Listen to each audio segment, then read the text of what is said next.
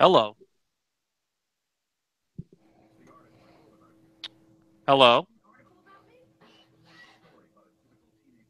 Hello. Can you hear me? Yeah, I Hello. can hear you. Yeah, I can hear you. Cool. Am I the right side up? No, you're sideways now. Damn it.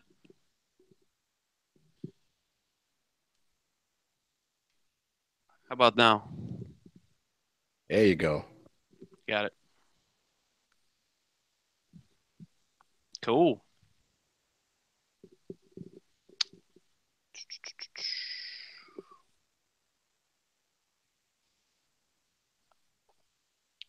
I'll keep you up on G chat just in case you need to talk to me.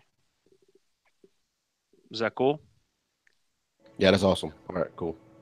Hey, can you add me, B Leonard 1420 at Gmail? You could just type it from the Hangout. Oh, okay, yeah. Am I dark, by the way? I was trying to think of a racist joke to tell, but I'm not gonna. I meant on the deal. Am I too dark? No, you're fine. You All could right. use a tad bit more light, but it's fine. I can't figure out how to get more light. Hold on.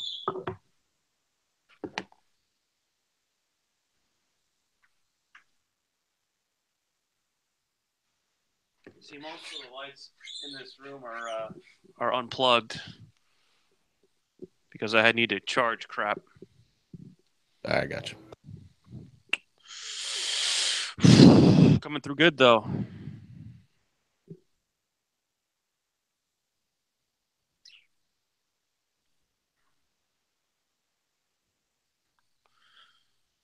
Trying to watch the Yankee game, but people on Twitter keep ruining it for me.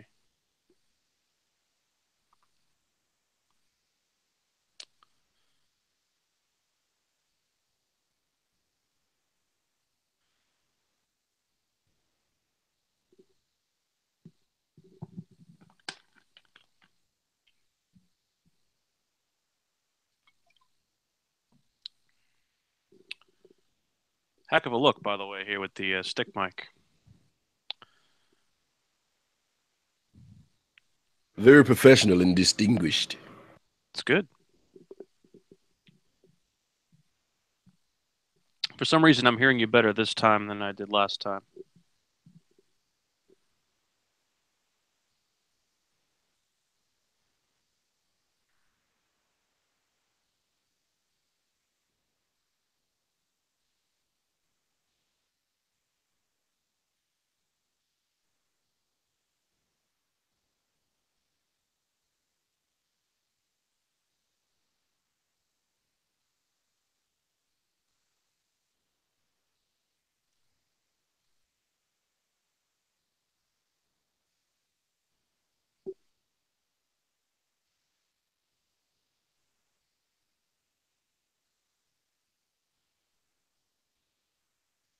I just typed to you. Can you see it? No,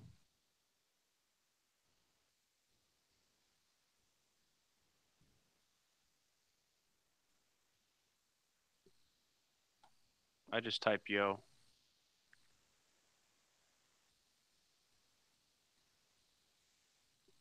It's not popping up. Hmm, that's odd.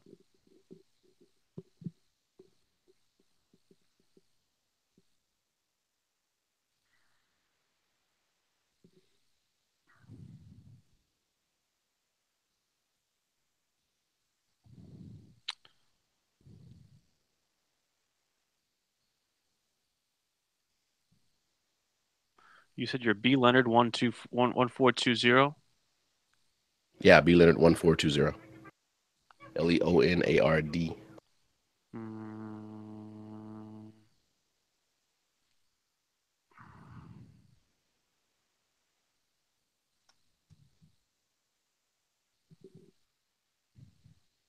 I just typed you there. Okay, good. So we can comment that. We can communicate that way. Cool, cool. That way I don't have to text you.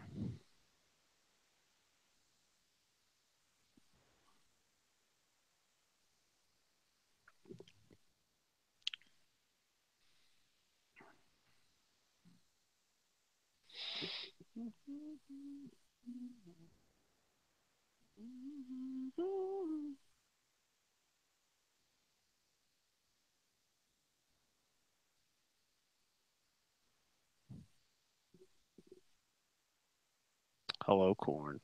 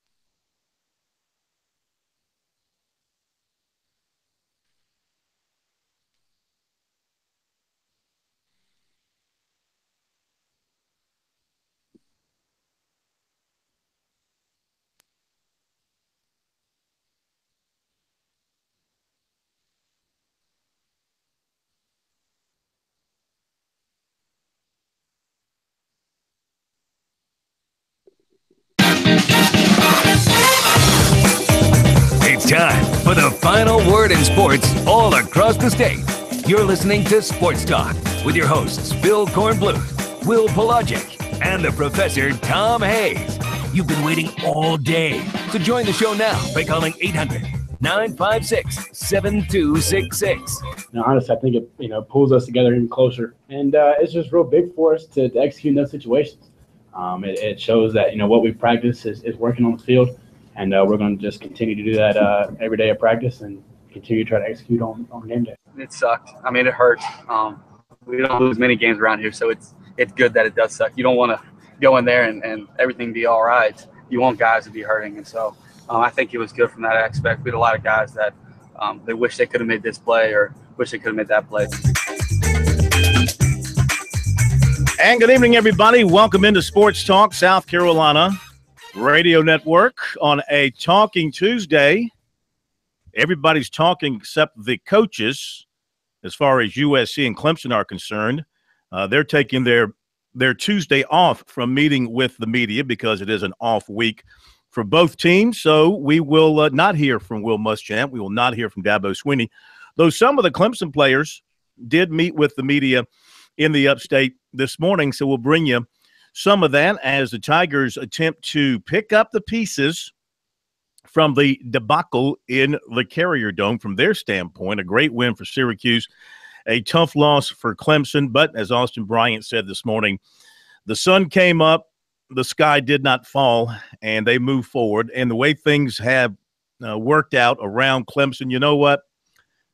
If the Tigers take care of their business the rest of the way, they're going to be right there in the hunt for a playoff spot once again. Phil Kornbluth from our studio in downtown Columbia, along with Brian Leonard. Professor Tom Hayes is taking the week off. Will Pelagic has made the trek to Nashville for the SEC Basketball Media Day, which will be held tomorrow in downtown Nashville at the Omni Hotel. So he is back on the road again and joins us now from Party Town, Music City, Nashville, Tennessee. You took one of my favorite trips. I took the trip away from K-Mac. K-Mac was the designated Nashville traveler for many years. Then it became me when my son moved there. And now it's you. To me, Corn, I feel like, the way things have gone for you and the way that we had this whole thing planned out, we should have planned this out a heck of a lot better because of the fact that you were just in the state and I just passed through where you were not just 2 days ago. This was poor planning on our part. Well, that's true. That's true. In fact, the David Cloninger from the Charleston Post and Courier also was in Knoxville Saturday, but he came back to South Carolina to turn around and go to Nashville. I guess, when you think about it from a corporate standpoint, it's cheaper for them to do it that way than put him up in a hotel for 3 extra nights. So as far as how we did it, who cares? You're there. I'm here. We got it covered. What does it matter? It's interesting. And what I can say, there is a lot of buzz around Nashville. We are not the only game in town with the SEC Media Days this week. There are a couple other conventions, not only at the Omni, but also at some other hotels around the scene. And as you know, the way this town works, Corn, music rules everything. And certainly there'll be a lot to do tonight for folks who might be in town for that. And we'll be in town tomorrow covering all the coaching stuff that goes along with SEC Media Days and a lot of off-the-court stuff to talk about tomorrow. We'll get a chance to hear for the first time, at least nationally, from John Calipari. We'll hear from Bruce Pearl. We'll hear from some of the other coaches. And, of course, most principally, USC's Frank Martin, who will make his second public appearance since the allegations against his former assistant, Lamont Evans. It seems that a lot of that has all kind of dissipated after what he said to us publicly just a couple of weeks ago. But I still think that there is, at least from the standpoint of folks nationally who will see him for the first time, he'll still have to field some questions about that. Oh, no question. No question there'll be questions. Both here, where you are in Nashville, and then a week from tomorrow, it's ACC Media Day in Charlotte. And there's going to be a lot of questions about those things there with Louisville. And there's going to be a lot of questions there about North Carolina and what came down on Friday there from the NCAA, or more accurately, what did not come down. So, we got a lot of this stuff to talk about at those two particular locales over the next couple of weeks. Clemson tomorrow will have the Brad Brownell annual golf outing and kind of a little preseason media session there up in the upstate, up in the mountains at the reserve, and we'll have that covered for you. We won't be there because you're there, and I've got to handle things here and then go to Newberry for our show at Newberry tomorrow night. But we'll have stuff from Brad Brownell looking ahead to the start of what's a critical season for him at Clemson, because I really think that he got kind of the vote of confidence after last year. In other words, they didn't fire him after last year, but I think he's really got to get Clemson to the NCAA tournament this year, or Dan Radakovich is going to have to will probably make a change, I would think, if he doesn't get to the NCAA tournament this year. Well, not only that, but, I mean, you have the kind of elephant in the room involving Zion Williamson, of course. I think that if not an NCAA tournament, that's probably the one thing that can save Brad Brownell's bacon, is if he can make that recruitment happen. And, again, that still remains to be seen. He's still yet to make his pledge anywhere. But, I mean, like you said, only one NCAA appearance coming in his opening season there, and then 2 trips to the NIT.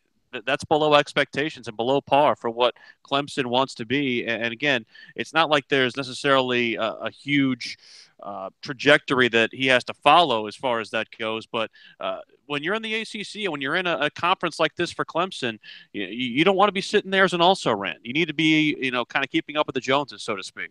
Well, you know what I really hate, though? I really hate the intrusion of basketball into football season. I mean, we're just in the middle of the football season. Yes, I really do. I don't know who came up with this idea that basketball is a 12-month of the year sport, because it never takes a break now. It's like golf and tennis. There's just never a break from basketball. Look, I love basketball as much as the next guy, but it's got to be in its proper place. And now basketball practice starts late September, 1st of October. And then we're going to have games cranking up here in about 2 weeks, and then into the regular season. And they're talking about starting it even earlier, when most of the country, there's a few hot spots out there that, are so into basketball that, they could care less about football, and for obvious reasons. Your right. Dukes and your Kansases and your North Carolinas, where their football programs stink for the most part, except Duke's been pretty good from time to time. Stink this year.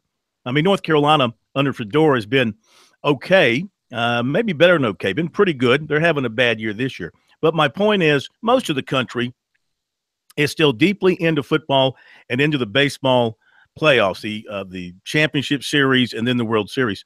And so, much of what happens around basketball was just totally missed, totally glossed over until really December, when the regular season is over in football. Maybe the championship weekend is over in football, and basketball. Some good games in basketball start to crop up, and we can start paying real attention to that sport. Well, selfishly for us, I mean, it works out perfectly for us this week on a week where we otherwise wouldn't have anything to talk about with the open week for both USC and Clemson. At least having these two media days with those two things, I think that's at least a good thing for our purposes. But like you said, it does seem like it goes earlier and earlier and earlier. And to me, I think that the NCAA needs to do something very similar to what they had. The NCAA do something? Well, I'm you just mean saying, do something? What, well, you want to put Cleveland State on probation again, or no. A&M? No. What I'm saying is they can't do anything. They're totally. What I'm trying to say they're is a powerless, gutless organization. They can't do a darn thing. Somebody needs to persuade, or at least make these 2 or 3 months that we have to sit through and suffer through matter. Whoever that is, whether it's the NCAA, whether it's the conferences, whoever it needs to be, they need to make these months matter, because right now they don't. I agree. I don't know if they can do anything. I mean, look, when I say the NCAA, I mean the NCAA is the organization that represents the schools. So, I mean, the schools make their own rules, and they have the enforcement people at the NCAA to kind of direct them. But the whole deal is pretty weak, if you ask me. All right, we'll be right back.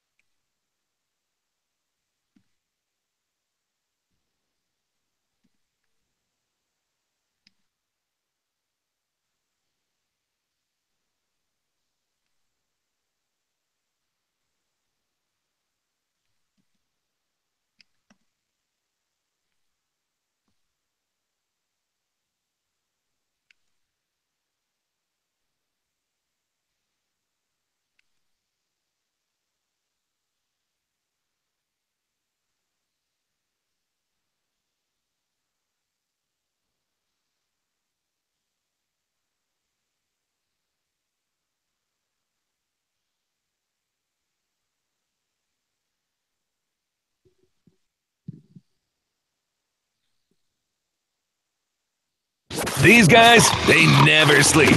Check them out on the web at SportsTalkSC.com. Now, more of Sports Talk on the South Carolina Radio Network. From Columbia and from Nashville, good to have you with us on this Tuesday edition. We got plenty of time for your calls if you want to pick up on where we left off last night. We left a bunch of you hanging. I know. We try to get on as many as we can. So if you were left hanging last night and you want to get your comments across tonight, good time to do it. 800-956-7266. Email talkback at sportstalksc.com. On Twitter at SportsTalkSC. The ALCS game number 4 at the stadium, the big stadium in the Bronx, scoreless in the bottom of the 4th. What a game Aaron Judge had last night, by the way. At the plate, in the field. All rise. It's one game. Phenomenal. It's one game. It was a big win, though. It was a big win. Come on. One note in basketball this afternoon from the SEC women, their preseason poll from the media is out. And, of course, USC is the preseason pick to win another SEC women's championship. The team they beat for the national championship, Mississippi State, was picked second. Oh, looky here. Here's something Missouri's good at, Will. Missouri's number 3. They say that they probably have one of the best teams they've ever had coming in here with basically some of the same cast of characters that they had a year ago. The Porter sisters are a year older, even though one of them will have a medical hardship this year. But Sophie Cunningham's a year older. This is a very, very big team. They should make a tournament run. You know way too much about Missouri women's basketball. Well, I covered most of them when I lived in Columbia, Philium. I mean, come on. It's most of the kids that they have on their team played locally there for a school that's basically based right there in Columbia and won 4 state championships. All right. Tennessee is 4th. Texas A&M is 5th. Aja Wilson of USC is the preseason pick for the player of the year. Former Gamecock men's star P.J. Dozier has signed a 2-way contract with Oklahoma City. That means he's going to start out with their G League team in Oklahoma City, but they can bring him up and he can be on the NBA roster for 45 days, maximum 45 days. I still feel bad that kid's not in a Gamecock uniform. Well, that's what I was going to bring up. I mean, okay, so he's in a professional league and he's affiliated with an NBA team, but he wasn't drafted, and I don't know what kind of money he's making. Probably not great money at all. Well, more than he would make at USC. That's the darn point. I mean, is that what you wanted? Is that what you want? Of course, now look, they might look at it this way. This gets him a step closer to the NBA, even closer than from college. And if he proves himself and plays well with the Oklahoma City Blue, then he's just a phone call away from being with the big team. I mean, would you rather be playing in front of sold-out crowds in the SEC? Would you rather be playing at Rupp Arena? Would you rather be playing at Colonial Life Arena? Would you rather be playing at Thompson Bowling Arena? Or would you rather be playing in front of Crickets in Oklahoma City and Fort Wayne and all those small arenas with nobody watching? Well, it all depends on the individual. We can't speak for him or his family. Maybe he didn't want to go to school anymore. Maybe he wanted to concentrate on basketball full time. This gives him a chance to do that. Maybe he was just ready to get his pro career in some form or fashion underway, and he decided to make the leap and go for it. Personally, I love how you liked to release the hounds on me after yesterday with the Dabo talk that we had yesterday. You were totally ready to release the hounds. Go right ahead. In what way? Right ahead. Let him come. In what way?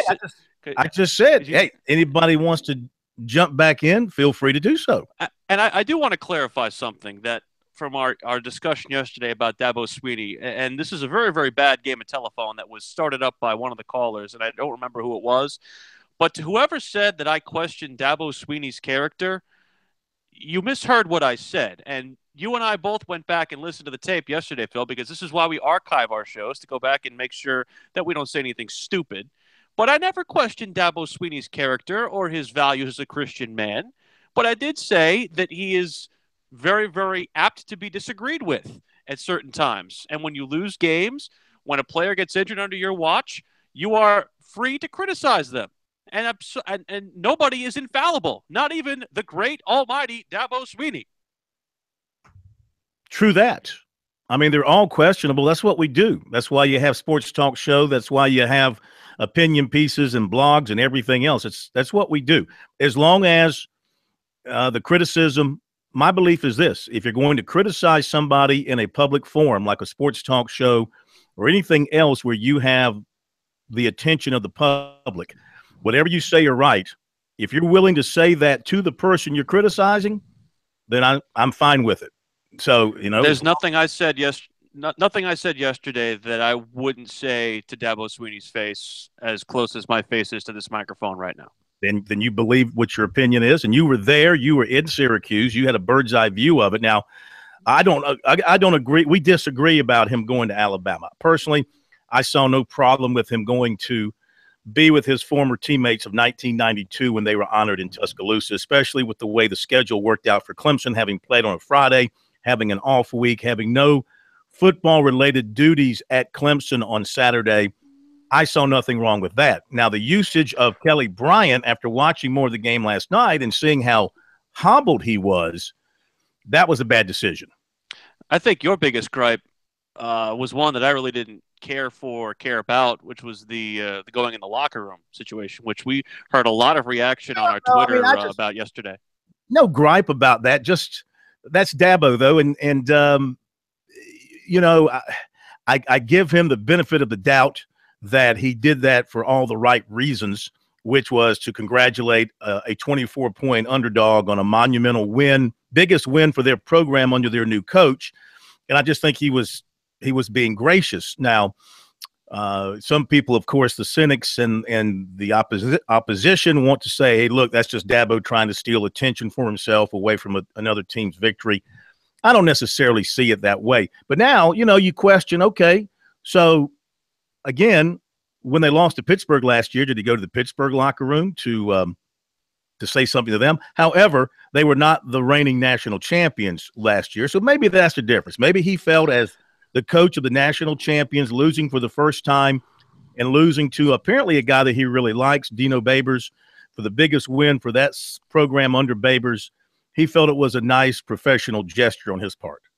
Again, my main gripes come with the usage of Kelly Bryant and where he went at quarterback. And again, going back to what Zach Willis said yesterday, you and I don't have the access that the coaches have to these guys and what they see in practice. Yet, from my perspective, and again, this is from the only data points that you and I get to see with games, I really didn't see any reason why Hunter Johnson shouldn't be the choice over Zerrick Cooper. Yeah, except we're not there in practice to see him every. I'm just saying data points that we have. Yeah, we saw him against Wake Forest, and Hunter Johnson certainly looked the sharpest in that game with and throwing the football. But Zerrick Cooper's been in the program longer. Maybe they trust him a little more right now in protecting the football. I don't know. I don't know what the rationale was. I mean, that's what the post game was for. I mean, you were there. What? Anybody ask him why they went with Cooper over Johnson? It was the second question asked, and they said Zerrick's always been the guy. He's been the number 2 guy, and he's the one who's gotten the reps. And, despite the fact that Zerrick and Hunter got even reps as far as the second string goes, they, for some reason, feel better about the way he runs the offense. I'm just telling you, from what we've seen in games, Hunter Johnson's been the better passer. And while Zerrick can do more with his legs, at this point, you just need somebody who can complete passes. And in my mind, this goes back to what we were talking about too yesterday, where maybe the Tigers would have been better served getting one of those 2 guys starter reps for the whole week and let Kelly sit the whole week and, go to him in an emergency if you need him to come off the bench, kind of what they did with Connor Shaw a couple of years ago at USC when he came back against Missouri in the fourth quarter and led them on a comeback. Mm-hmm. In my mind, I think Clemson would have been better served using that game plan and going with a healthy quarterback, having practiced the whole week and gotten a whole game plan instead of having to try and piecemeal something together in the second half of Friday night's game. Well, the Tigers are trying to pick up the pieces from their loss. They were talking about it today. We'll hear from a couple of those guys coming up. Kerry Tharp at 7:30. Congratulations to Dale Earnhardt Jr. and his wife as they announced today that they are expecting a little girl in the not-too-distant future. He almost won I really thought he was going to win at Talladega Sunday. We'll talk about that coming up, too.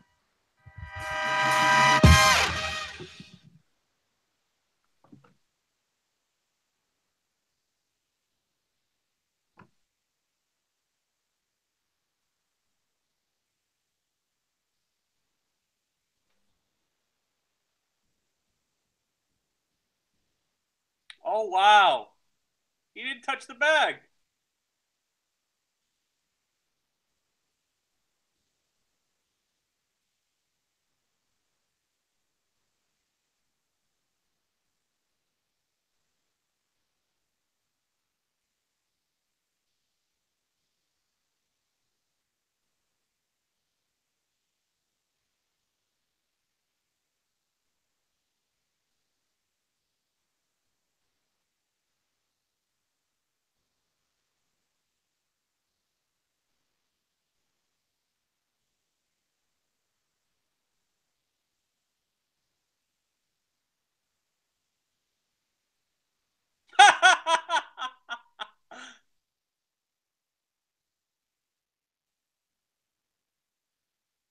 What in the world?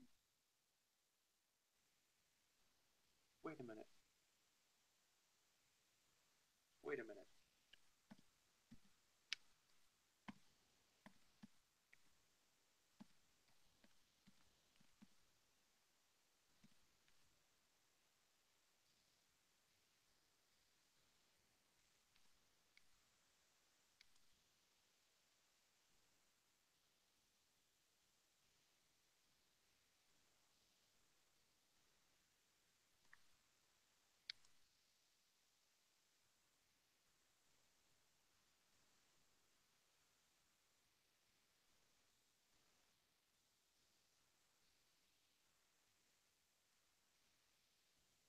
Hey, are you on a hard wire? How are you broadcasting? I'm off of 3G. Why?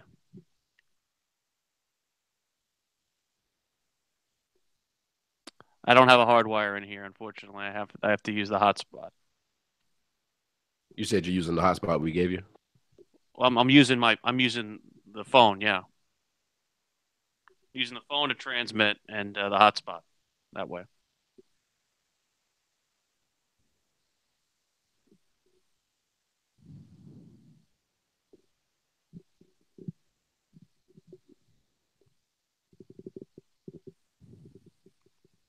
Why? Will was asking. Phil was asking. Phil was asking. Hold on.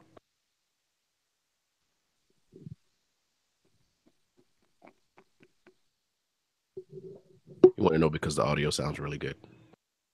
It sounds good. Yeah. Okay. It's off my phone. That's why.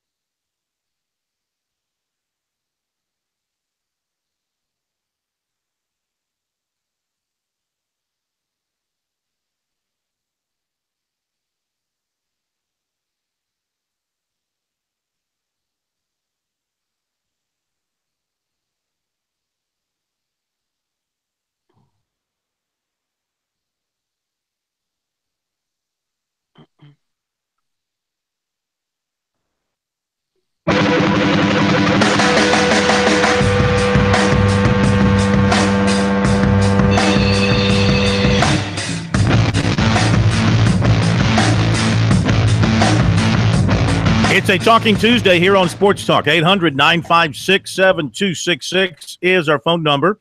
Email talkback at sportstalksc.com, and on Twitter at SportsTalkSC is our timeline location. Will Pelagic, breathing rather heavily, is in Nashville. He's there for the SEC Men's Basketball Media Day, which will be tomorrow. USC will be one of the last teams in. You found out today the players who will be representing the Gamecocks tomorrow? It will be Chris Silva and Hassani Gravett. Those two will be here along with Coach Frank Martin. Very, very nice. And it begins in the morning. Do you actually have the breakdown in front of you of the order in which the teams will appear? I absolutely do, Corn. We can go over it here. It will start off in the morning with Vanderbilt, Missouri, and Arkansas, as well as Ole Miss. Those three groups will go between 9 and 11. And then from 11, I believe it is, until 2, there will be Tennessee, Florida, and Mississippi State. From 2 until 4, it'll be LSU, Alabama, A&M, and Kentucky. And then it will close out with South Carolina, Auburn, and Georgia from 4 until 6 local time here. So basically, the way that South Carolina's session will go, South Carolina's players will be available right before our show should go on. So we should get some of those with Gravett and Silva. And Frank Martin should be available within a half hour of our show going on the air. So it'll be a little hectic, but we'll make it all happen and try to get it to you as much as possible here from Nashville. Excellent, excellent. Sports Talk, of course, on the scene. Probably, I can't say for sure, probably the only sports talk show in South Carolina, in Nashville. And then a week from tomorrow, we'll be at the ACC Media Day in Charlotte to hear what they have to say. You know, we really didn't get a chance. I want to take a moment here to talk about North Carolina and the NCAA on Friday because we were heavy into football stuff on Friday, and this thing comes down. And I think I don't know what word you would use, shocked, aghast, blown away. The fallout from this thing from an NCAA standpoint has been nothing but total negativity. And I can't believe it. You know, logic sometimes should just carry the day. And there's nothing logical to me from everything I've read, and I've read a ton of stuff about this. There's nothing logical to me about the NCAA's decision, not to mention the wording in their decision. It's just it just leaves you scratching your head, wondering what Greg Sankey and that committee was looking at as they went over all the data, and what other influences that we don't know about played a role in their decision not to do anything, basically. Well, here's my take on it, and I don't necessarily agree with the decision, but I think what they were trying to say is this is an argument that they want no part of, and this is a jurisdiction that they don't want any part of. And in my opinion, that's sad because it just shows how completely gutless the NCAA as an organization is. But the fact that the NCAA, or the fact that the players weren't the only ones who had access to these paper classes that were bogus classes, in my mind, shouldn't matter. The fact is, something needs to happen to the University of North Carolina.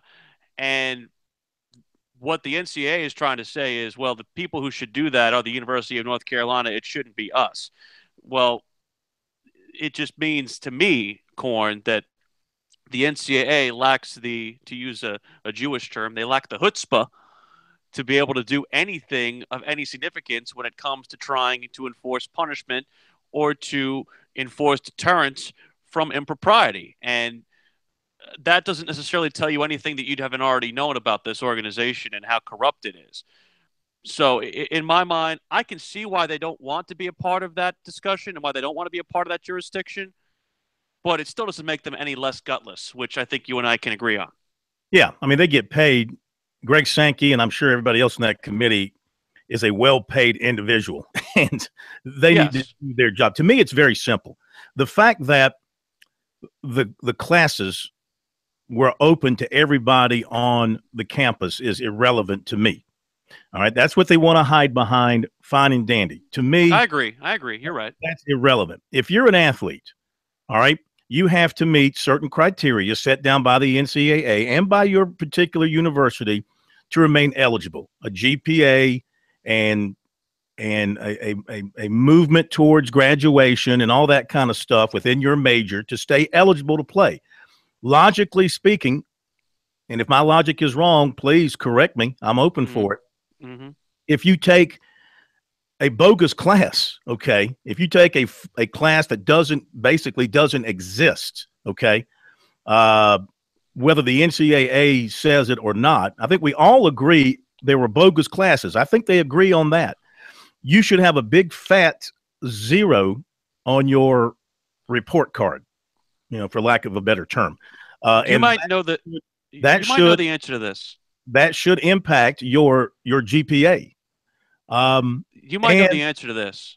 And so when your GPA is figured up, can you overcome a 0 in a 3 hour or whatever, how many hours you get for that class to stay above the cut line to be eligible? My point is, my belief is the athletes who took those classes and got false grades, those should count for zeros. And in many cases, I believe they would be ineligible to play college sports. And if they played a game as an ineligible athlete, then you have to forfeit that game.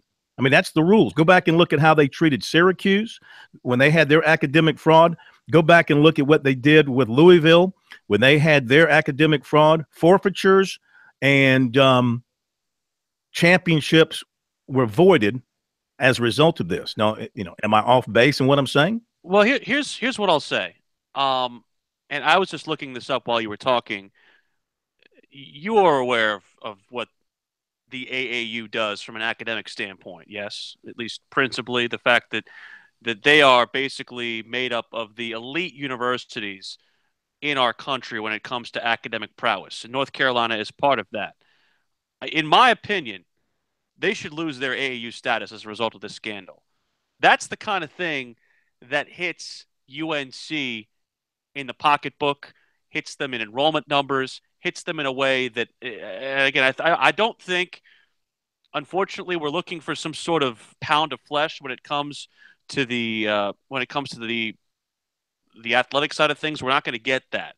The way that this needs to be, the way that the jurisprudence needs to happen, at least in this case, is they need to get hit from the academic side, basically with a cannonball. And if they take their AAU status, and again, I believe one of the former presidents of the AAU actually is a UNC alumnus. So in that regard, what needs to happen is they need to have severe academic sanctions against the University of North Carolina for this garbage. No, I'm sorry. It goes deeper than that. If an athlete who took those courses and those athletes were given grades that help them stay eligible, I mean, those need to be zeroed out, and then their GPA will suffer the consequences. And if it made them ineligible, then North Carolina should be made to forfeit any sporting event in which an ineligible athlete participated.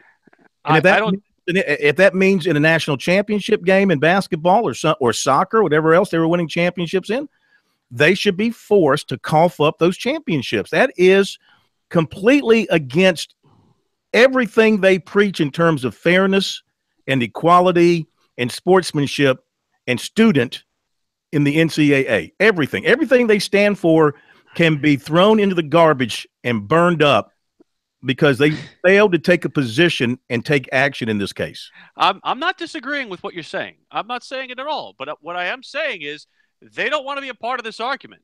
And so the onus is, again, on the academic institutions themselves and the member institutions of organizations like AAU to make sure that these types of things don't happen and that these universities get penalized. Because if they get penalized in this fashion, then that keeps that out of athletics. Well, they sure didn't mind stepping up and slamming Syracuse and stripping Jim Boeheim of over 100 victories for academic fraud, and the same thing with Louisville.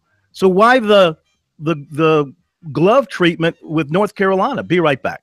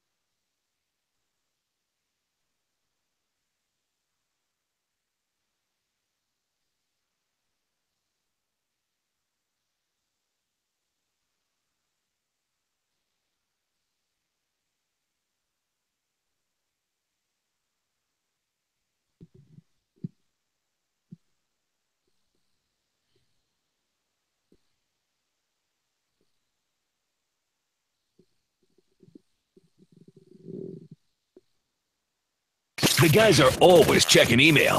Send your comments or questions to talkback@sportstalksc.com. Now, more of Sports Talk from Columbia's Main Street. Sports every night here in South Carolina. Your most informed, your most dedicated, your most enlightened, and when I'm talking without question, your most debonair word in sports. 800-956-7266. You okay? You all right? I'm just laughing because every time you say that, it just sounds so fake. No, so fake. That's what I am. I'm fake sports talk.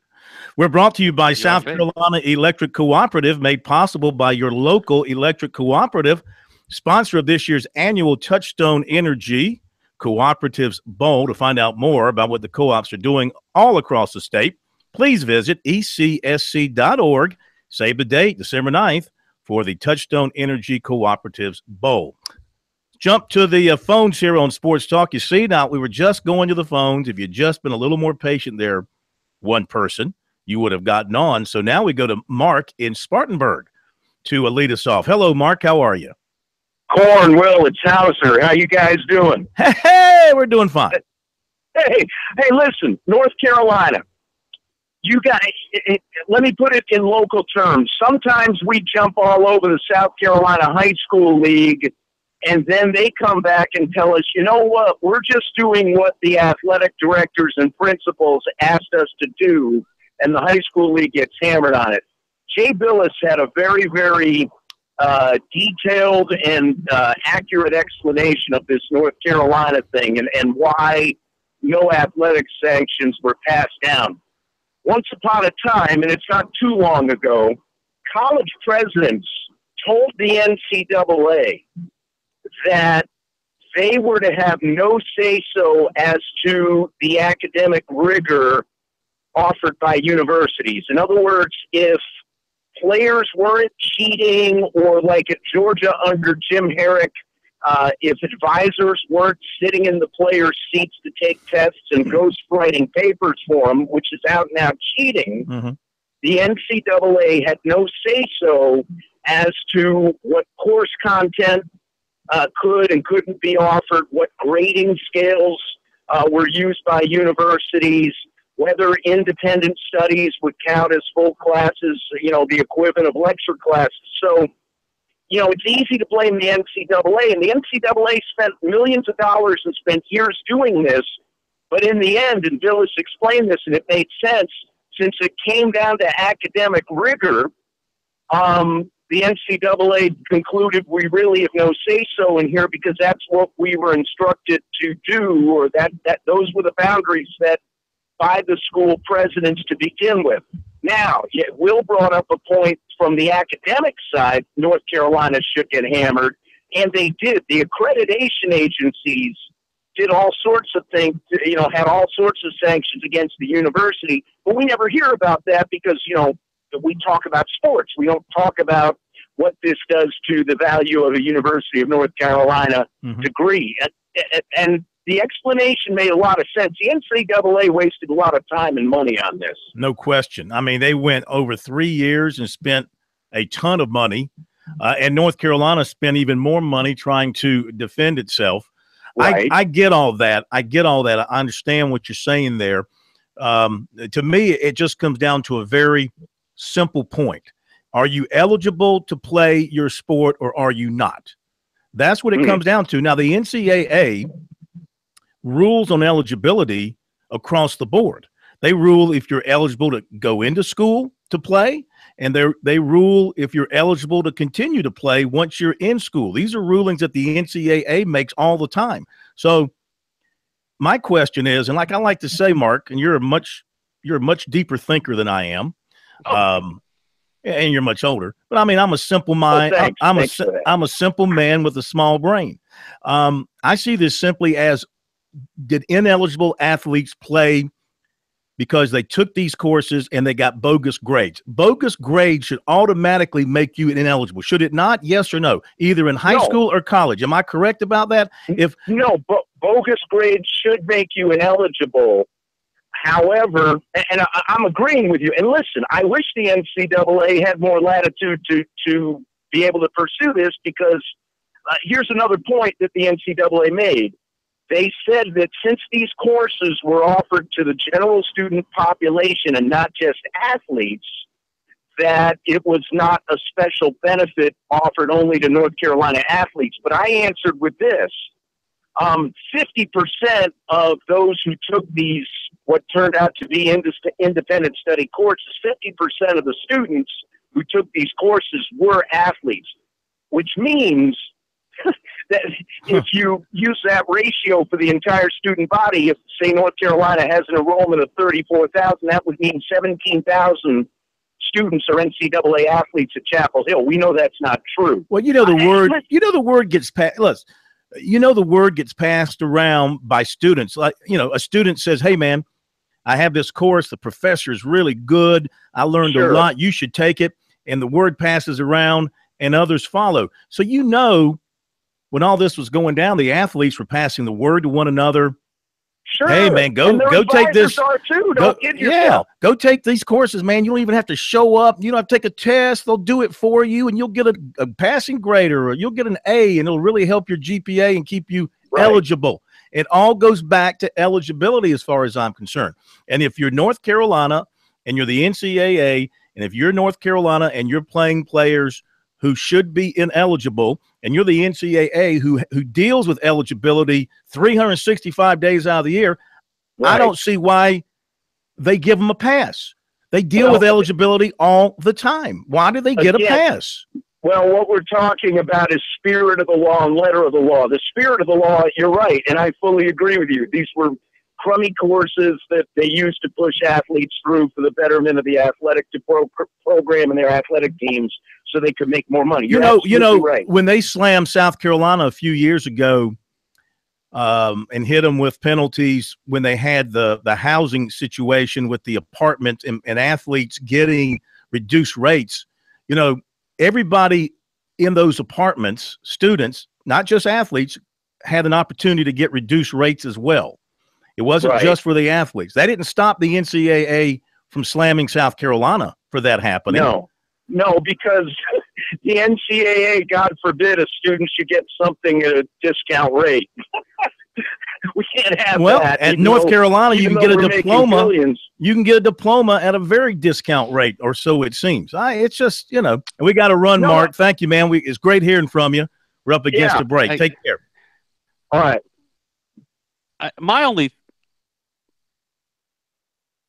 Yes, sir. My only thing, I was just waiting for you to finish. My only thing is that, like what Mark said, the NCAA does not want to be in this lane. And I think, again, while I think that they deserve to be in this lane and that they should be in this lane, they're basically sitting here and saying, we don't want to have to answer all these questions about this. And again, it just makes them gutless in my mind. Mm-hmm. Well, I don't disagree, and I don't understand again, how they can. I mean, there's precedence, and anytime you have a situation like this, you look at precedence, and I'm looking at Syracuse here from what they got hit with in their basketball and football programs from the most recent investigation there, and they got hammered. Boeheim was suspended for 9 ACC games. He lost 108 coaching wins. They lost 12 scholarships over 4 years in his program. And this is the result of an 8-year investigation into the Syracuse program going back a couple of years. And it involved, part of it was academic fraud. And that is what North Carolina is academic fraud. You say they wanted to wash their hands of it for whatever reason. I say that's no excuse. That's what I'm saying. And you'll see Greg Sankey tomorrow. You ought to take him aside and say, what's the deal? Why did you guys put your hands up and put your covers over your eyes and hear no evil, see no evil, speak no evil when it came to this case? It's wrong. Top of the hour break.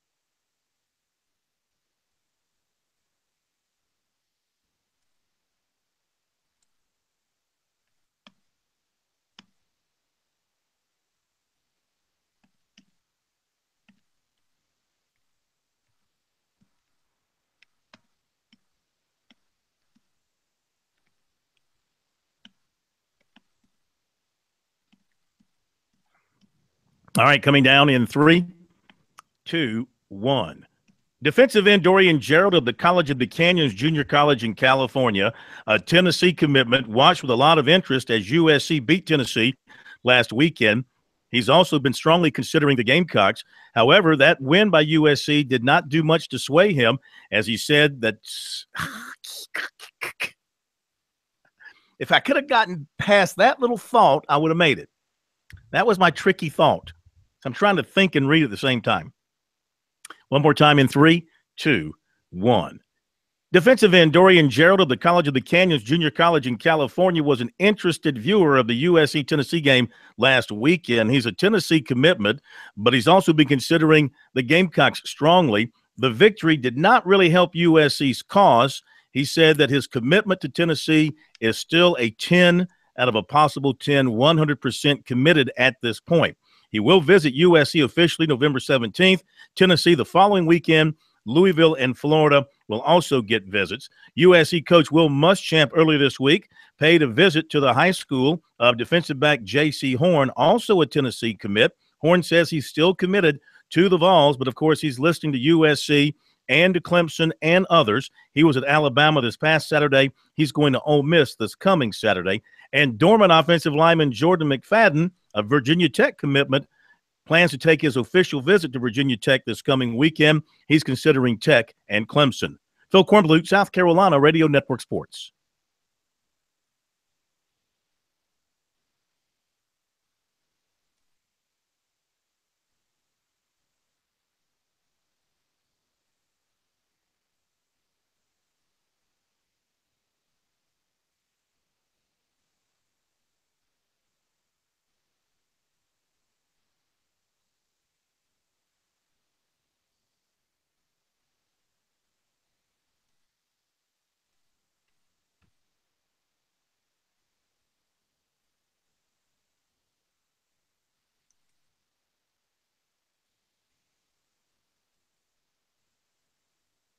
How do you pull a guy one hit through 5?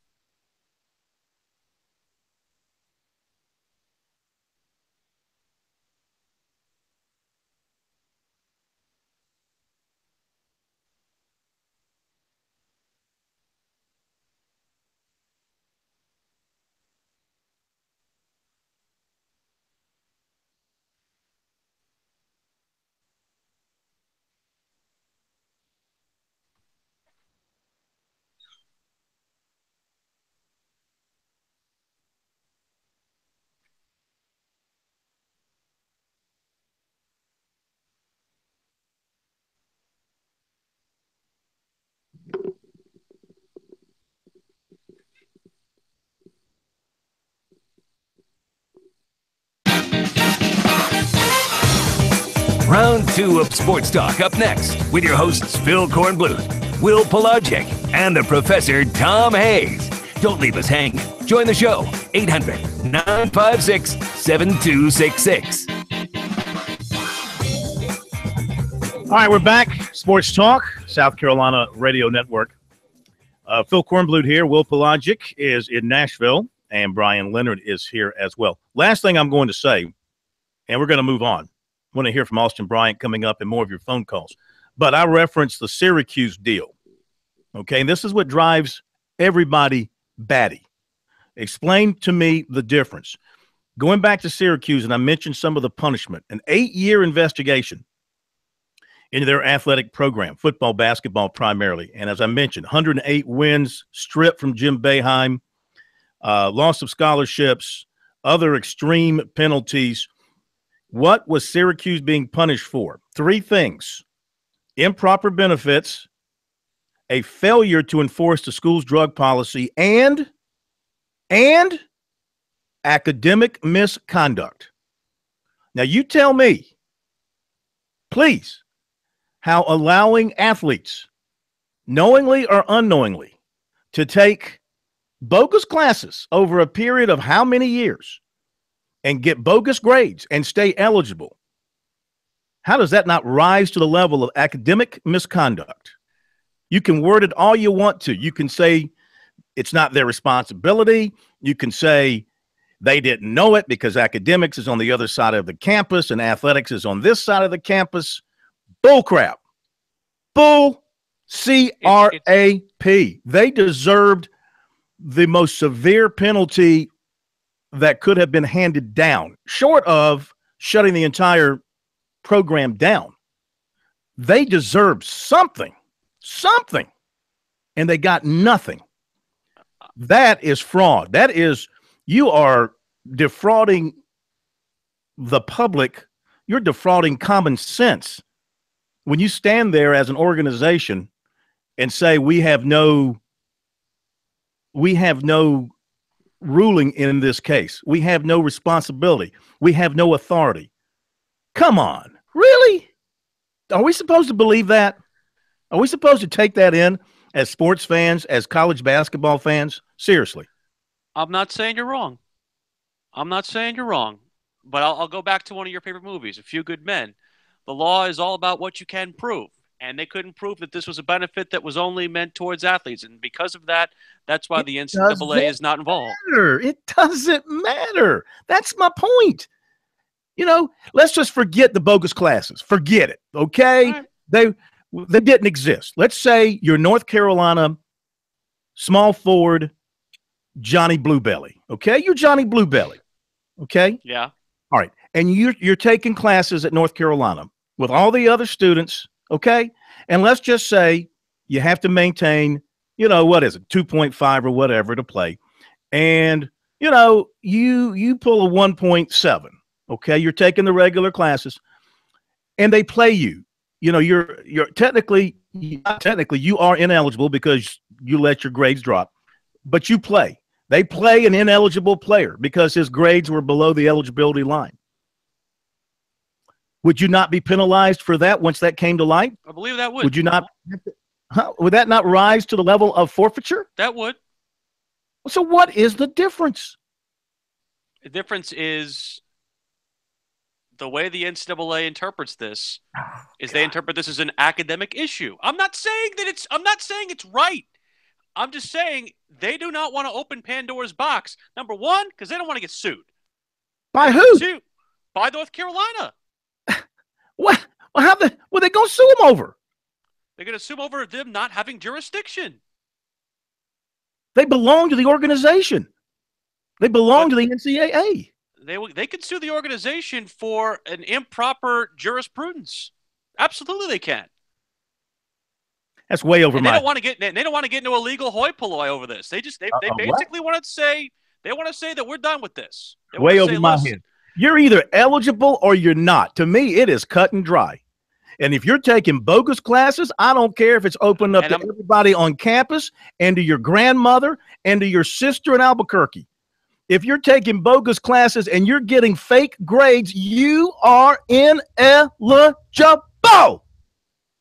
I'm telling you, it's not as simple as that. I'm telling you, it's not as simple as that, unfortunately. Well, I'm afraid it is that simple. And nobody is willing to address the elephant in the room, the simplicity of eligibility versus not eligible. I'm not telling you that I disagree with you. I'm just telling you why it happened the way it did. I'm not saying that it's right. I'm saying it's completely corrupt, and it fully proves that they're corrupt. And it fully proves that they are a gutless, powerless, and completely immoral organization. Saying they don't want to have a legal fight on their hands. And so they're basically saying, look, we don't have jurisdiction in this lane. This is an academic issue. This is not an NCAA issue. We're going to let the schools handle that. And like what Mark said before the top of the hour break, okay, we're going to let the academic institutions make that happen. Everything you're saying, okay. Then why, in the case of Syracuse, did they cite them for academic misconduct if they have no jurisprudence when it comes to academics? It's a different situation. It's not an apples to apples situation. Okay. This is not an apples to apples situation. Mm-hmm. Who's got the apple and who's got the orange? I believe the orange would go to the Carolina Blue. Mm-hmm. Or at least the orange would go to Syracuse because they are the Syracuses. So there you go. Okay. Can you tell me what the difference is very quickly? Not without having the case in front of me, but I can tell you right now from what you described, it is not the same thing. Mm-hmm. Okay. It's not the same thing. Somebody will have to explain that to me one day. Maybe Greg Sankey can explain it to you if you run into him tomorrow at the Omni Hotel. If I see him, I will say, listen, I would like an explanation, a further explanation of this. Mm-hmm. And you'll just take him at face value? No, I will press him on the Syracuse. I will do my darndest as a journalist because that's what I am. Mm-hmm. Darn it. Because again, I'm not necessarily trying to say that I'm accepting of this. Mm-hmm. I'm just telling you this is what they said. They're trying to say that they don't want to. I could see, but I don't accept that. I don't accept that rationale. I mean, I do not accept that rationale. Let's go to phone calls. I do not accept that rationale, and they can spin that all they want to. It's wrong. Look, don't tell me when I can look up at the sky and see that the sky is blue. Don't tell me that it's red. Okay, I can see clearly for myself.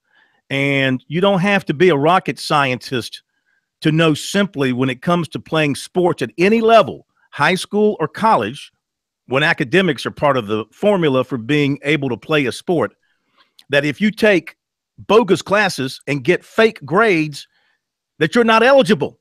It's as simple as that. Simple. It's as simple as that. I don't care if it was open to everybody in America to take those classes.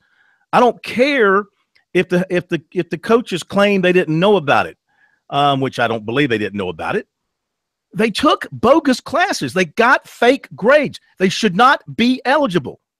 Rashad McCants himself testified and went on television repeatedly explaining the benefits that he got and others. The fact that the NCAA is a gutless, spineless organization and the people who are in position to have a little bit of guts and a little bit of spine refuse to use them, well, that's a sham in itself. Sick of it. Let's go to Jarrett in Greenville. Jarrett, welcome to Sports Talk. What's going on, Phil? I'm a little perturbed. First of all, the Yankees are losing. That's put me in a bad mood. And now this. I'm getting a little heated up. Well, let me change the subject. I hate NCAA basketball, and that's just my feeling, in my opinion. I know you remember this. You remember back in 2008 when Tommy Bowden, it was his last year when he played Alabama, and Alabama coming there. I think it was Nick Saban's his second year, and they beat Clemson. Like, was it 35-10 or 35-7? I'm not sure. So anyway, go ahead. Bowden called up Nick Saban after the game was over with and asked him what he done wrong. All right, hang on. We'll come right back to you. I promise. Rest of you holding, we'll come back to you as well. We got to hit a break. Be right back.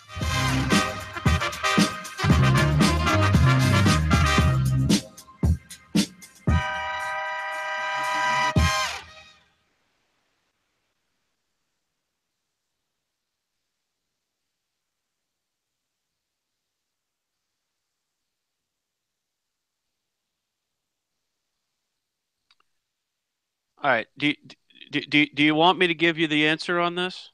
On why the Melo thing is different than the other?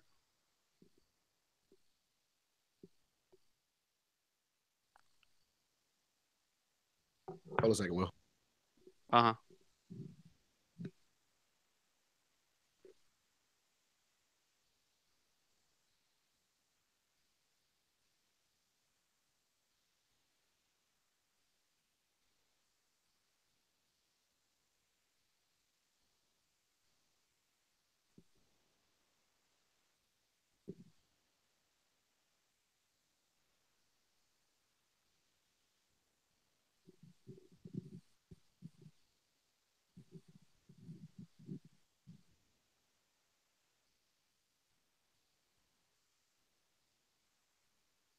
He said he'll get to it, but he want to take some calls because people have been waiting. I understand. Well, basically, I can explain this to you. Basically, the reason they got Melo, or the reason they got Syracuse and the Fab Melo situation with the academics there, is because basically they proved that he wrote that somebody wrote a paper for him. Okay, so they proved that somebody wrote a paper for him? Yeah, that was basically what happened. Apparently he had to write a paper to change a grade, and the paper wasn't written by him.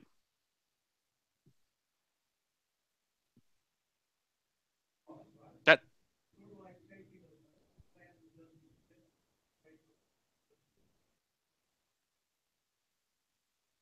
You said which is fraud? I'm not saying it's not fraud. It's a different type of fraud. It's a different type of fraud. So I'm not saying that they're not scummy.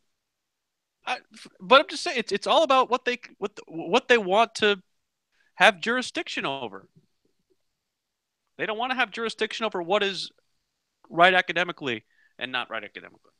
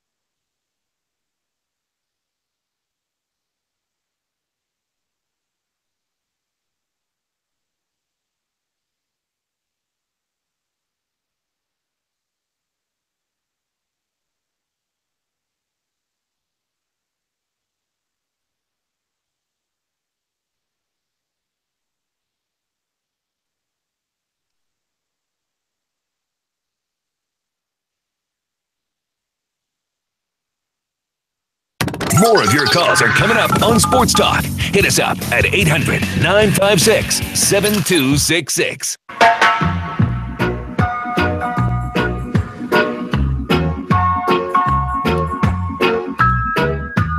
Welcome back into Sports Talk, South Carolina Radio Network, 800-956-7266. All right, let's run through the calls. Jarrett's still with us from Greenville. Go ahead, sir. Hey, what's going on, Phil? Yes, sir. Hey, I don't know if you got the last part, but I was talking about in I think it was 2008, right, whenever Alabama completely destroyed Clemson in the Georgia Dome. Yes. Clemson, I think they were ranked like 7th or 8th, maybe 9th, something like that.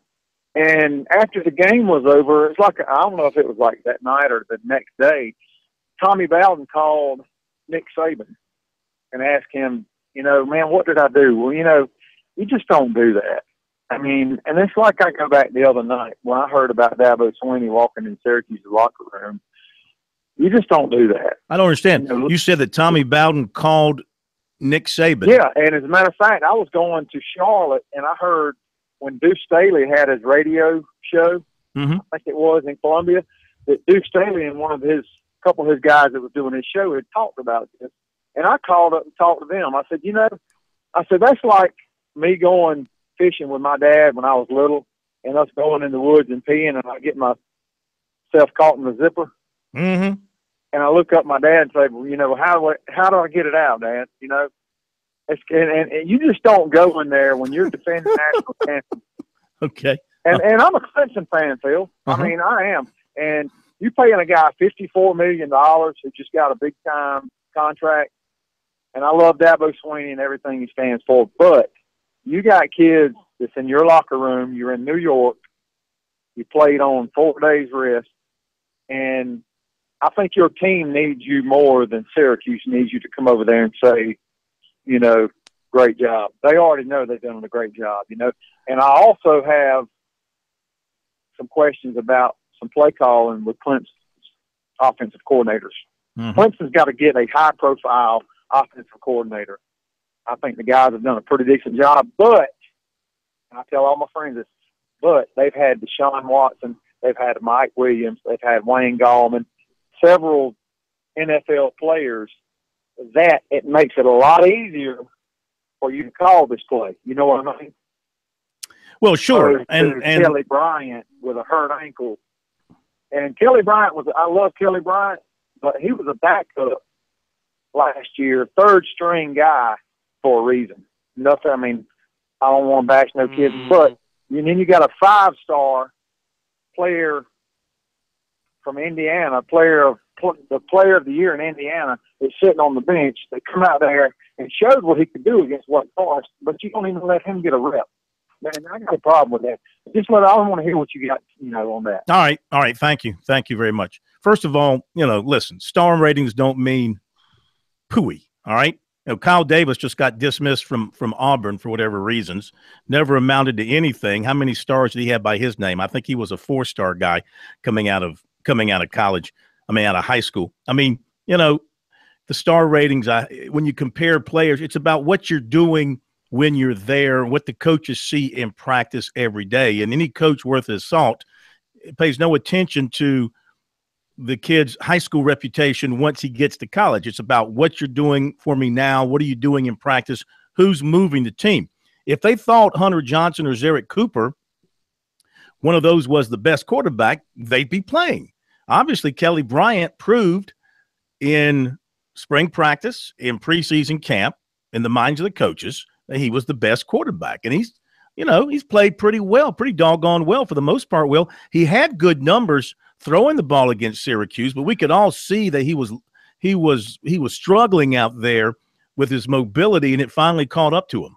Yeah, this isn't an indictment of Kelly from what we saw this season with him. But, as far as I'm concerned, what needs to happen, like we said before, he's not – he shouldn't have been the option. He shouldn't have been the option going into Syracuse. He really shouldn't have been. And in my mind, I'm looking at this from the standpoint of, get Cooper or get Johnson, whoever you think is the better of the two, get them all the reps at the starter, and then have Bryant sit down. But I don't want to sit here and try and rewrite what happened in spring and fall. Kelly won the job fair and square, and he, until he got hurt, had played representative football up to this point. Mm-hmm. All right. We'll have recruiting coming up for you. We haven't forgotten about that. We just got caught up in some other stuff. Frank in Lexington, thank you for your patience and welcome into Sports Talk. I'm sorry, Frank didn't have patience. Let's go to Bill in Augusta, who does have the patience. Hi, Bill. Welcome to Sports Talk. Hey, good to hear from you. Yes, sir. I don't know if you've talked about this because I kind of caught in the middle of the show, but if we want to talk about the NCAA and academics, look back to Georgia with Jim Herrick, what they did to them when they had their little pony class. And then also, I don't know how to compare because it's been so long ago, but also the Jan Kemp situation back, late 70s and the 80s? Late 70s, I guess. Mm-hmm. Mm-hmm. Those two situations, the NCAA obviously got involved with the academics. They've always been involved with academics, always. Now, right. I've got a note here from my pal Alan Smothers, who follows this stuff very closely down in the Florence PD area, who does not agree with what has happened. He says that North Carolina was able to convince everybody that those were legitimate classes, that those classes were real classes that gave out real grades. That was their defense, and apparently the NCAA in their investigation could not prove otherwise, even though, you know, you got players and others saying that they got, you know, bogus grades and free grades out of it. That was their defense, and I guess they felt like they couldn't prove it otherwise, or maybe they didn't want to prove it otherwise. Right. Well, two, North Carolina is an elite program, and do they want to see them not in the NCAA tournament? Of course not. You know, of course right, they don't. Exactly. And on a different note, I was talking with a friend the other day, and he said that the recruits in Georgia this year are probably a little bit down in numbers, but he said that next year is supposed to be absolutely loaded. Have you heard the same thing? State of Georgia is supposed to be loaded with athletes as far as like the junior years. Those kids are juniors this year. Yeah, well, if they're down this year, I mean, I don't, you know, keep up with Georgia like that to know the numbers, but I mean, looks like a typical year in Georgia. I mean, they got the Fields kid, the quarterback. They've got Trey Hill and Justin Sawyer and all these different. I mean, they got tons of players in. I'm just naming guys that are Clemson and South Carolina involved. There's tons of them, and then, of course, you got the Lawrence kid Horn next year. J.C. Horn's another. Yeah, there's. I mean, maybe in terms of what they normally have, it might be a little down, but it's still a great class in the state of Georgia. All right, continuing on the phones here, we've got James in Williston with us next. Hi, James. Yeah. Go ahead, sir. I hadn't heard of Kansas since college, but going to North Carolina, it's not only the academics and all, no, I was hiring somebody had one of the bogus classes. You know, that fraud towards people for James, I'm sorry. We're going to have to put you on hold because your line is just not good. We can't really understand you. So let's put him on hold, Brian. If you'll hang on, we'll try to get back to you. Sorry about that. We just really couldn't understand you. Let's go to Robbie in Florence very quickly. Robbie, welcome to Sports Talk. Hey, thanks for taking my call. Yes, I've got a couple of quick points. One on the NCAA and their non-academic standing. My point would be that if they don't have any standards within the academic world, why do they make all these kids go through the clearinghouse to become eligible to play as freshmen? And the second thing is, my second point was, and I'll take your comments off there. My second point was about the next to last caller about Dabo. Dabo's pretty calculated when it comes to PR and the media.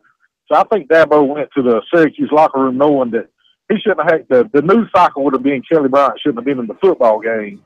And it changed pretty quick when everybody, oh, Dabo's so great, Dabo's this and Dabo's that, by going to congratulate Syracuse. He is media savvy. There's no question about that. I can't speak for what was in his heart. I think that, like I said earlier, benefit of the doubt. I think he was just making a magnanimous move there to go in and congratulate the team that beat his team and gave that coach a very big victory. We'll be right back.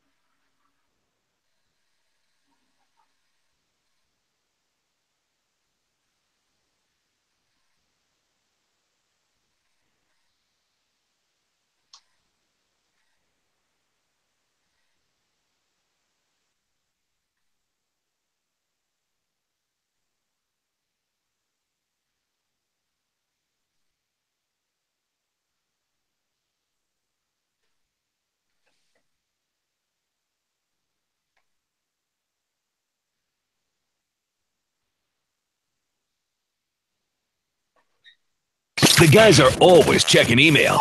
Send your comments or questions to talkback@sportstalksc.com. Now, more of Sports Talk from Columbia's Main Street. We are back at Sports Talk, South Carolina Radio Network, 800-956-7266. Let me catch up on a couple of things here. Then we'll move forward. There were a couple of other things I wanted to mention. Television ratings officially out now from ESPN Public Relations. The South Carolina-Tennessee game drew 2,532,000 viewers. That's up 43% over the similar game last year. Clemson at Syracuse, ESPN's most watched Friday night telecast of the season. And that game drew 2,853,000 viewers. And that game was up 52% from the same game last year, the similar game at the same time. Okay. C.J. Spiller re-signing with the Chiefs for a fourth time. They need a running back because of injury, so they've signed him again. The Panthers signed linebacker Andrew Gatchker to the 53-man roster, and they waived quarterback Brad Kaya. Gatchker gives some depth at linebacker with the situation with Luke Kuechly. You know where Gatchker went to school there, Corn? Missouri? He went to Missouri. He's a Missouri guy. Probably should cut him right away. He's great on special teams. Great on I was going to say, most recently was with the Cowboys, playing mostly on special teams. And this is for you, Will, because I know that in your dreams you wanted to be a big-time college athlete. Did you not? Always. Well, now here's your chance. Coker College.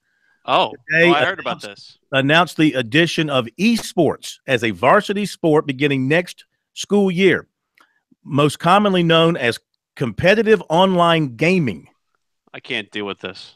Esports will provide a new and exciting sport for the college campus. This, according to the athletics vice president of athletics and athletics facilities, Dr. Lynn Griffin. Adding esports to the lineup of Cobra sports teams will create some great opportunities for our student athletes. End quote. I don't like it. I'm sorry. It's they say here in the release, esports is one of the most popular sports out there. I understand it. There's a following for it. There's a league, the National Association of Collegiate Esports. And here's the thing: more people are watching esports than the National Hockey League playoffs. I understand all that, but I can't understand. And again, the thing that I don't understand is not necessarily the people who do it, because again, competitive gaming is what it is. I don't understand the people who want to watch other people play video games. Yeah. Like, that's completely out of body experience for me. I'm going to start covering recruiting for esports. Oh, shut up. Oh, shut up. I'll start reporting on some of the top online gamers that Coker is recruiting. Your boy just went deep. He did? Yeah. I hope anybody on base, because you're ahead of me. I've got a little bit of a delay. No, I saw it on Twitter. His solo shot. So do I have to stand up? All rise? It's going to be awful sad to see all those Yankee fans tomorrow night watching the Astros celebrate on their field. It's not going to happen. Sad. All right, let me get to recruiting here on Sports Talk. Defensive end Dorian Gerald of the College of the Canyons, junior college in California, remains committed to Tennessee. Of course, he watched the USC-Tennessee game. He said, I jokingly referred to him as the Gerald Bowl. And he said, of course, other people around him were saying the same thing. The winner gets him. That's not the case at this point. He says he's still 100% committed to Tennessee, 10 out of 10 on his strength of his commitment. And he goes on to say that he loves Butch Jones. He loves the Tennessee staff. Everybody knows, he said, that they are under fire. If they're there, he pretty much said if Butch Jones is there at Tennessee, he's going to stick with his commitment. That's what he said last night. He says he talks to Butch Jones every day, the only head coach that he talks to every day. He does have an official with USC November 17th, Tennessee the following weekend. He said Louisville and Florida will get December visits as well. Also hearing from Texas A&M. He's got 27 tackles, 6 sacks, and 11 tackles for loss this season. Will Muschamp was at Alpharetta High School in Georgia yesterday to check in on defensive back J.C. Horn. Of course, they couldn't meet, but he could talk to the coaches and all that kind of stuff. Ohio State was also at the school yesterday. Horn was at Alabama Saturday. He's going to Ole Miss this Saturday, still talking to Clemson, still 100% committed to Tennessee. A Virginia Tech commitment, offensive lineman Jordan McFadden out of Dorman. On his scale of 1 to 10 for the strength of his commitment, he says it's dropped from a 6.5 to a 5.5 to a 6, 5.5 to 6. He was at Virginia Tech unofficially a few weeks ago for the Clemson game. He's going back this weekend, probably officially. He'll also get back to Clemson for at least one more game. He says he's closer to decision, closer than he was. He says it'll be somewhat soon so he can get it over with. It could come after this weekend. Defensive end Mario Dungy of Highland Junior College in Kansas continues to hear from USC's Lance Thompson, who checked in with him a couple of days ago to discuss an official visit. He plans to take one after his season. Georgia State and Southeast Louisiana just offered him, and he talked to Colorado on Monday. Also has offers from Jacksonville State and Arkansas State. 2019 defensive lineman Tyshik Galloway of Belton Honeypath was offered by Virginia today, his first offer. USC offered 2019 tight end Keon Zipperer and 2020 running back DeMarcus Bowman, both of Lakeland, Florida. 2019 6'7" TJ Bickerstaff of Sandy Creek, Georgia, plans an unofficial visit to Clemson October 28th, according to Basketball Society. And 2020 right-hander Jack Mahoney of Algonquin, Illinois, committed to USC. There you go with recruiting. Check it out regularly on our website, SportsTalkSC.com. On Twitter, use the hashtag STRecruiting. To Kerry Tharp, little bit late tonight, KT. We're going to have to penalize you for coming down pit road too slow. You weren't keeping up speed. We're going to have to set you back a little bit. Well, I was trying to pull them Yankees through, Phil, and we got one on the board. But actually, no, I apologize. Sorry. I was on the phone with some other folks, and great to be on tonight. And I tell you, it brings back a lot of memories listening to you do that expertise on the recruiting report. Well, thank you. I'm glad that it's music to your ears. Great race at Talladega. Yes, great race. Big crowd. Mm-hmm. Why? I mean, listen, not to criticize one track or another, but I mean, why do people pack it at Talladega and then the week before we saw all these empty seats at Charlotte?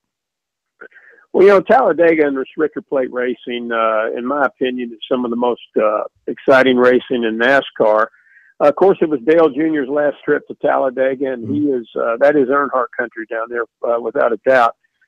So that had something to do with it as well. But just that style of racing, as you just mentioned, what an exciting race we had at Talladega. And so I think fans, they want to go down there and they want to see that. They wanted to see Dale Jr. his last time behind the wheel of a car down there. And so I think a lot of it added up to be a great recipe for them to have a big crowd.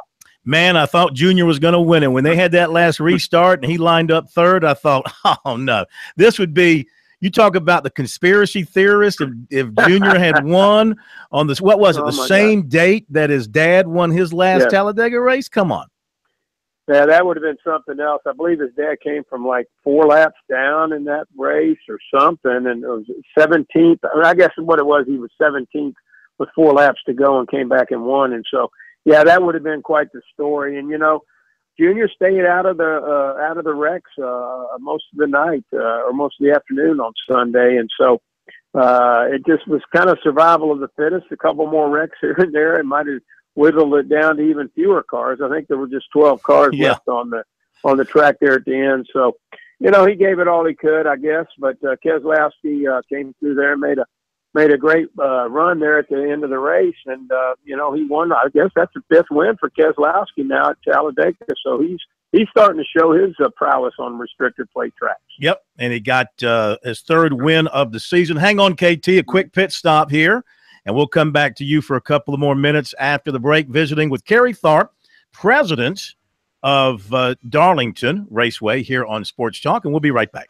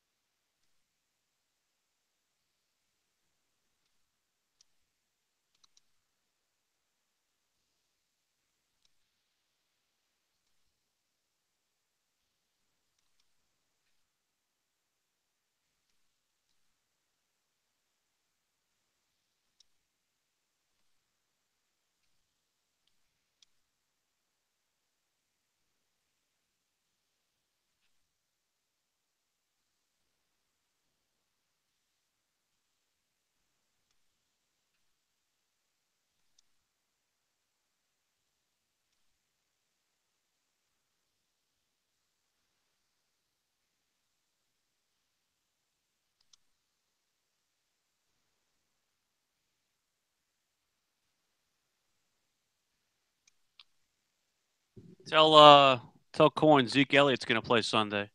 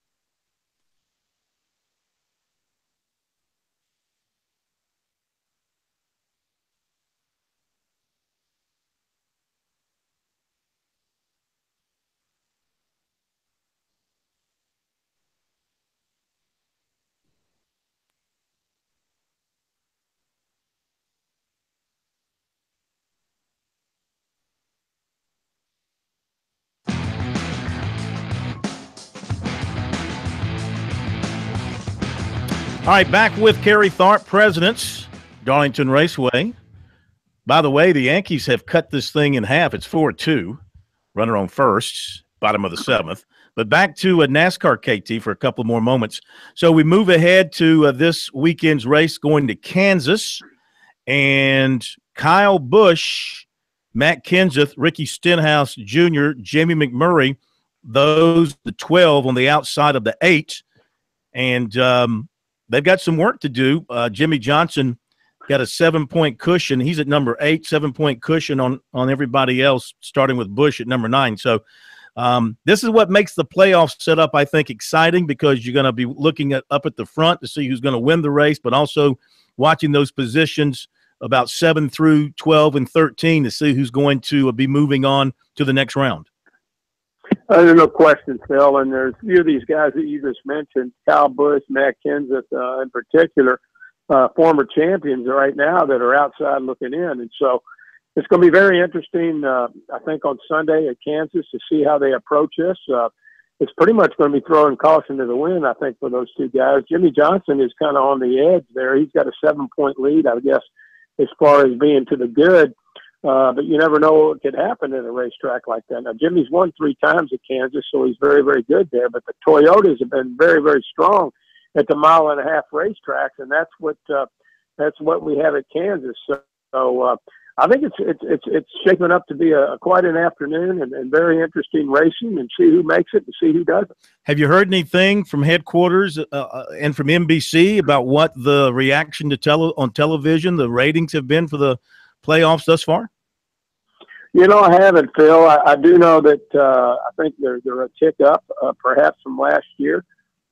They had a great crowd at Talladega, and I think that certainly the way the race played out, certainly during the course of the afternoon, and with Dale Jr. still being in contention, that would have had to help ratings, I would think. But I have not heard yet what the ratings were coming out of Talladega. All right. Any news from your place, or everybody just sort of relaxing a little bit?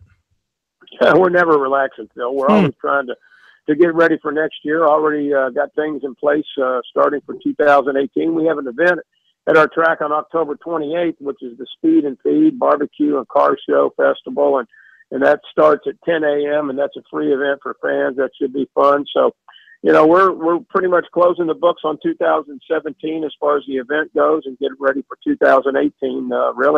Really within the last couple of weeks, we've already started making plans for next year's event. Sounds good, KT. Thanks as always. Have a great week. We'll talk to you next week. Okay, thank you, Phil. Thank you, Kerry Tharp, president of Darlington, with us here on Sports Talk. Now, let me give you tonight's high school football report. And our high school football reports here on Sports Talk, of course, is brought to you by Farm Bureau. With new auto insurance rates from Farm Bureau, you could be saving a whole lot of money. Even if you received a quote before, rates are now more competitive than ever. So get a no-obligation quote today at favrates.com. We give you the latest rankings from the high school sports reports. In the 5A category, it's Fort Dorchester, which only scored 70 points last week. Number 1, T.L. Hanna. Boy, this has been some season for the Yellow Jackets. They have now climbed all the way to number 2. Dutch Fork is 3, and Spring Valley's 4. 3 and 4 will play this week. Burns is 5. Then Conway, Sumter, Dorman, Somerville, and Spartanburg complete the top 10. In 4A, it's South Point and then North Myrtle Beach, followed by Hartsville, North Augusta, Belton Honeypath, then Greer, South Aiken, Berkeley, York, and Cane Bay. In 3A, Chapman leads the way ahead of Dillon, then Newberry, Gilbert, and Chester. Then it's Emerald, Broome, Bishop England, Seneca, and Walhalla. In 2A, Barnwell's number 1, followed by Abbeville, Saluda, Carvers Bay, and Southside Christian. Then it's Lee Central, Bamberg Earhart, Cheraw Andrews, and the Mighty Vikings of Latta, one of the up-and-coming young programs in our state, making a name for itself, both in terms of athletics and academics, where I can guarantee you every class at Latta High School, unlike at North Carolina, is real. And you let you graduate. I'm skeptical. You get a real grade, my friend, a real grade. And the paddle still hangs on the wall if you step out of line. Gotcha. And in 1A, it's Lamar, followed by Hemingway, Lakeview, Williston Elko, and C.E. Murray. Baptist Hill would be 6th, followed by Louisville, McCormick, Ridge Spring, Monetta, and Cross. And your adopted team, Whitmire, what a job Coach Jenkins is doing. He's got Whitmire. The Wolverines are number 12 this week. Look at that. Look at that. Yeah. Yep. And, of course, after I baited the Bishops, they get back into the top 10. So, Well, maybe you were the albatross around their collective neck. I am not an albatross for anybody, Corn. Okay, if you say so. I'm not an albatross for anybody. I carry everybody. All right, so I want to mention this once again to everybody out there. Tomorrow night, Pigskin Preview Live will be in Newberry. Looking forward to being there. We'll be at Bar Figaro. Have you been to that bar yet? I figured you've hit about every bar in South Carolina. Not quite. I'm really, really sad that I'm not going to be there with y'all. I really am. But I'll just have to find something to do in Nashville, I guess, after the show's over. Newberry, Nashville. Well, they both start with N. And they do have the Opera House in Newberry, and they have the Grand Ole Opera Grand Ole Opry. Opry, yeah. Opry. And you know what? Come to think about it, there's a lot in common between Newberry and Nashville. I will try to live vicariously through y'all and Newberry. Looking forward to it. We'll be there with Sports Talk. We'll have folks from Newberry with us from the Wolves program, including our good buddy, athletic director Ralph Patterson, himself a former college basketball coach. He probably has a thing or two to say about what's been going on in college basketball. We invite you all to come out and join us there at Bar Figaro. And you can talk to us, say hey to us, slap us on the back, throw tomatoes. No, we don't want you to do that. But feel free to come down and join us. Our poll question, getting a lot of activity. How will Clemson respond to its first loss? 43% now say run the table. Wow. 41% say lose at least once more. 14% say lose at least twice more. Those are the Gamecock fans chiming in. Well, I think a lot of Clemson fans jumped in there and pushed it to run the table. What do you think? What do you think they're going to do down the stretch here when they come back? The NC State game looms very large for me. That's the one that I think is the one that scares me the most. Well, you should. If they win that game, I think they can win I think they can run the table. I think they'll win against Georgia Tech. It'll probably be another ugly contest. It probably won't be a convincing contest. But I think they'll beat Georgia Tech, and then that NC State game, we'll see if that defense if we see the defense that we thought we were going to see face South Carolina earlier this year. If that faces Clemson, that should be a mighty dandy contest. Mm-hmm.